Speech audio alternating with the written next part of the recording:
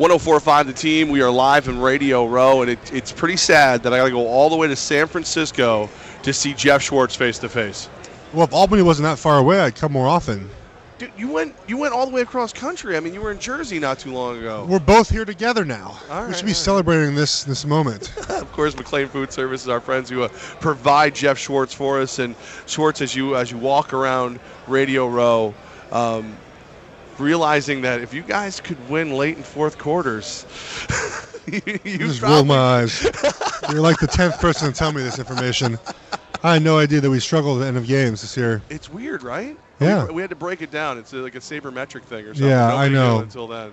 It's just, yeah, you're right. I mean, if we played better, if we finished games better, we could be here.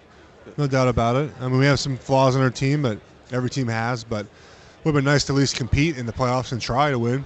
All joking aside, though, Ben McAdoo's coaching staff, he's putting that together as it stands. When you look at the current roster of guys, where do you think you guys are going to need the most help? We need to rush the passer better. Yeah. We're young at linebacker, so that'll improve with time. Our safeties are young, but they'll get better. We should be able to rush the passer. I think in the NFL you see that, that's the most important part of a defense, being able to rush the passer. We talked about this yesterday. You guys were given 40-1 odds to win next year's Super Bowl. Disrespectful? I don't know. The favorites are like 8-1. Oh, 8-1? I don't know. Whatever. I mean, after we went 6-10, we have a new coach. People are gonna think that we're not ready to compete at that level. I think we are. We're gonna be there. We have another free agency class coming in. Obviously, we'll have a draft class. Young guys will be getting better. Eli's back. I'm excited for the future. 104.5 The Team, live from Radio Row. Giants offensive lineman Geoff Schwartz here. Schwartzy, some interesting news to say the least coming out of Giants land. Defensive tackle Jay Bromley involved in some accusation that basically comes down to he said, she said. Everyone I've talked to, sources close to him, his camp, say that the accusation of him, attempting to assault a woman and then attempting to hit her with a car or hitting her with a car, completely out of character for him, and they don't believe it one bit. Jay Bromley, is that out of character for him?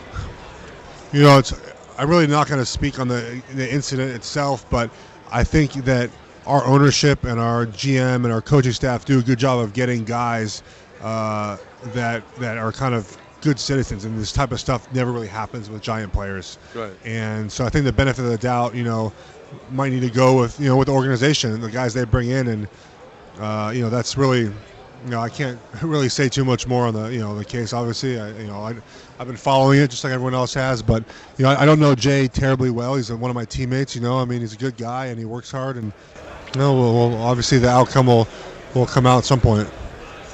On the field, the Broncos offensive line group is the group that we keep hearing is the most important in the game. Do you see it that way? The Broncos offensive line is solid up the middle, which is where the Panthers' strength is, up the middle. So that'll be interesting to see how that plays out. I think they'll slide the center to KK short side, and they'll let Louis Vasquez go one-on-one with Starr over there. I think the most important is Carolina's offensive line. They have to slow down Denver's pass rush. However that happens, I think they have a good chance of doing it. I think it's going to be a good battle. I'm excited to watch. This is a game where it's a very cliche, but it's going to be won in the trenches. That's interesting. Now, again, like Brady said, Geoff Schwartz joins us on 104.5 The Team. Everybody's picking apart that Denver line. As you look at it as a guy who's in the trenches, they're strong where Carolina's strong, so you're not that concerned about them. Well, I'm concerned about it because Carolina has got good defensive tackles. Yeah. But if you look at, let's take us for example, we have Weston Richburg and Justin Pugh, and I didn't play that game, but John Jerry is adequate, and we did really well against them. We ran the ball for over 100 yards. Eli was upright most of the game, and so they can be neutralized.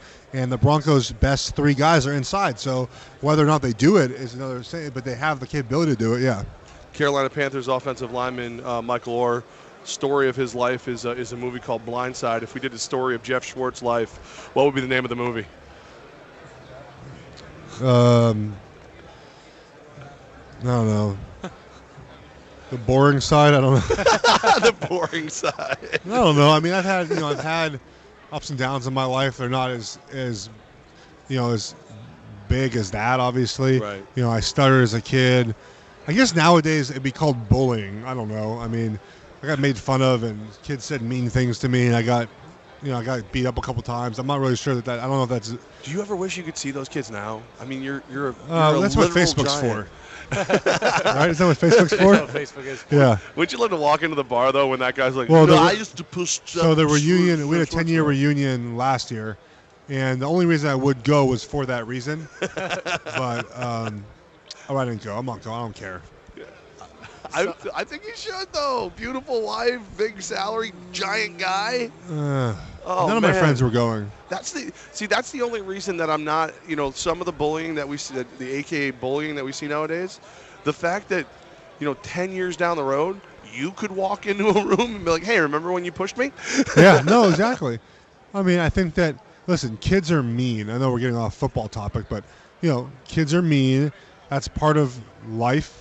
Yeah. I guess, and you have to learn how to handle failure. You have to learn how to handle mean comments. I mean, I think we've gotten now where you can't say anything bad about anybody or you're going to hurt someone's feelings. Like, that's... 3 people have called me fat right here in this trip this week. I'm sorry. No, it's okay. I'm all right. I can handle it. Yeah, you can handle it. I'm going to go eat my feelings. Yeah. But, I mean, obviously there are cases where there's extremes. Like, you go past that. But, I think that it's okay to say something harsh about somebody every now and then. I'll take us back on the field. That's all right. There you go, Brady. We, Professional Brady. So we know how good Josh Norman is, but the Bronco receivers don't seem to be that worried about him. Does the Carolina secondary scare you outside of him though? If Peyton gets time to throw, can he exploit that Panther secondary? I don't know how much Manning has left in the arm. As far as he's going to make decisions a lot earlier than he has in the past. I think if you had someone else, maybe he could. Listen. Manning's still getting it done, and all it comes down to is, can you get it done to win? And he's done enough to make them win.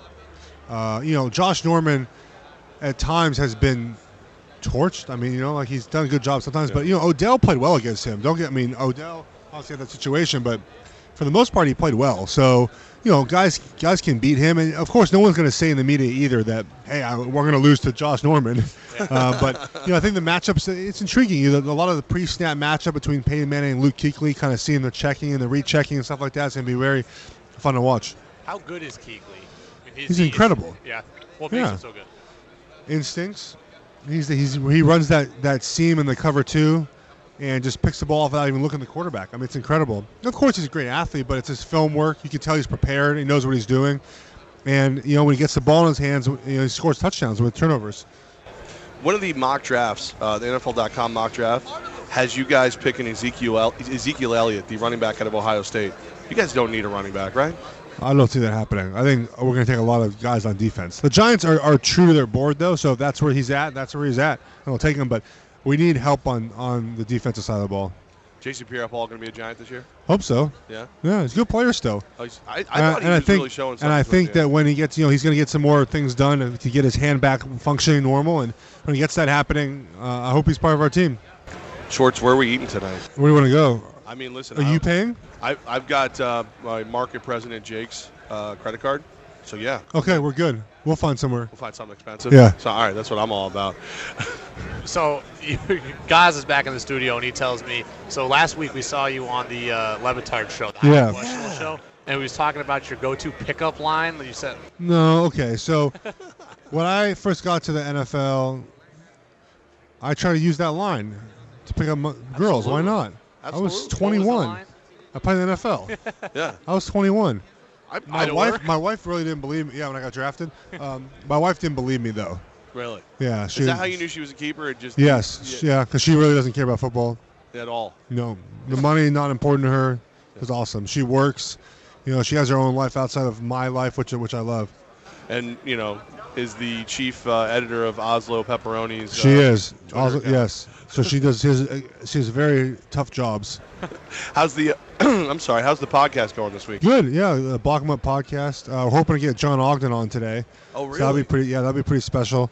And it's going really well. Things are progressing. We're getting more comfortable with it. And people seem to be enjoying it. They're listening, and they're subscribing, and we're having a good time with it.